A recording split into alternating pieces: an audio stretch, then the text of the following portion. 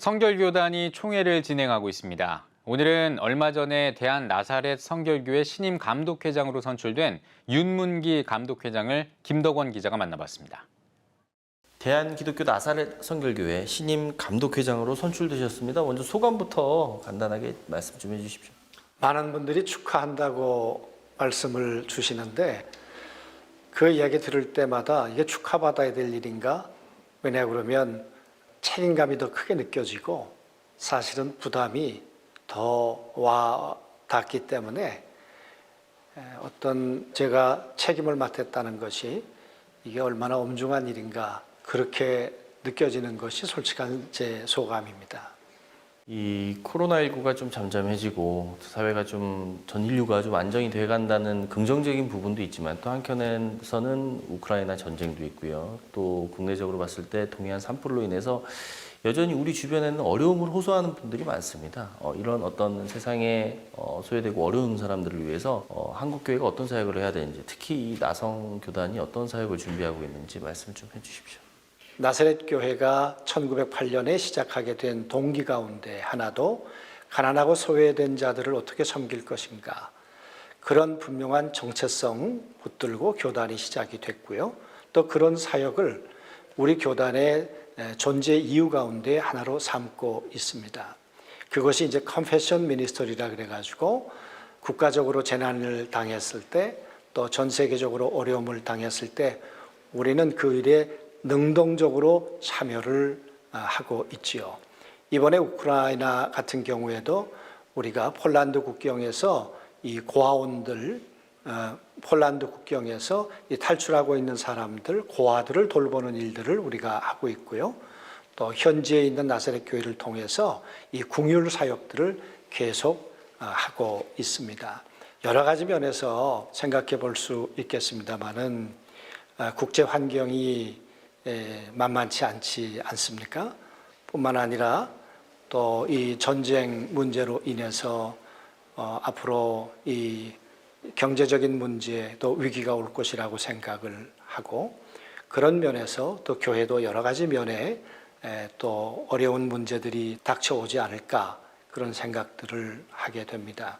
그리고 특별히 우리나라 같은 경우에는 지형적인 특성상 이 안보 문제도 무시할 수 있는 문제가 아닌데 과연 이런 이 난제들을 어떻게 극복할 것인가, 그 중에서도 갈등의 문제, 정말 첨예하게 이념적 갈등이 생겼고 세대 간의 갈등, 남녀 간의 갈등이 생겼는데 이걸 어떻게 화합하고 하나로 이끌어갈 수 있을까 하는 문제, 그것이 아마 굉장히 중요한 과제일 것이다 그런 생각을 하고요. 또 하나, 저는 이번 정부가 교회를 어떤 이념의 잣대나 자기네들이 가지고 있는 틀로 보지 않고 그냥 교회가 존재해야 되는 이유 자체로 좀 보아줘서 교회가 마음껏 그 본질적인 사역을 할 수 있도록 해주면 좋겠다. 그런 바람 같은 것이 목회자로서는 있습니다. 감독회장이 임기가 3년이십니다. 예, 다른 교단에 비해서 좀 많이 긴 편인데 임기 동안 교단을 이끌어 나가시기 위한 비전이 있으실 것 같으세요. 네. 말씀 좀 해주십시오. 앞으로 코로나 이후에 탈종교화의 문제, 그리고 4차 산업 이후에 이 인공지능 시대에 어떻게 교회가 존재해야 하는가, 또 정체성의 문제, 이런 것들이 그 어느 때보다도 대두된다고 생각을 합니다. 그런 면에서 제가 이 3년 동안에 하고 싶은 일들이 있다면 목회자들을 어떻게 이 소명에 충실한 사람들로 세워갈 것인가. 그래서 큰 타이틀을 옆에서 힘이 되겠습니다.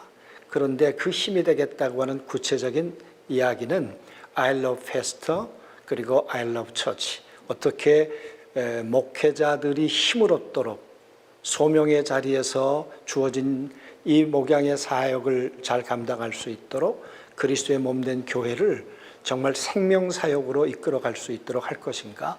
그렇게 하기 위해서 목회자 평신도에 대한 재교육, 그리고 역사적이고 성경적이고 그리고 신학적인 이 정체성을 명확하게 해가는 이 생명사역, 또 한 가지 우리는 해야 될 일이 있다면 타교단에 비해서 목회자들의 그 사회 안전망이라든가 이런 것들이 목회자들의 은퇴 이후에 안전망이라든가 이런 게 굉장히 약합니다.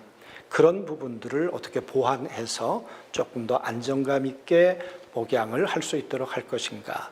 크게 세 가지 부분을 제가 생각을 하고 있고 또 미래를 위해서는 다음 세대에 대한 교육을 온라인, 오프라인으로 이 부분을 세팅을 해서 농촌에 있는 교회들까지라도 이 교육적 영향력이 전달될 수 있도록 하는 부분, 그런 부분들을 중점적으로 생각을 하고 있습니다.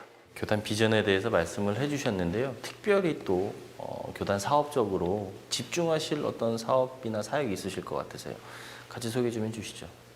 교단이 제도적으로나 아니면 교육적으로나 다시 한번 도약할 수 있도록 대출범의 기회로 준비돼가는 그런 계획들을 가지려고 해요. 그래서 우리가 75년이 내년이 되고 올해가 74년인데 70여 년을 돌아보고 100년에 대한 계획을 조금 더 디테일하게 어떻게 세워갈 것인가.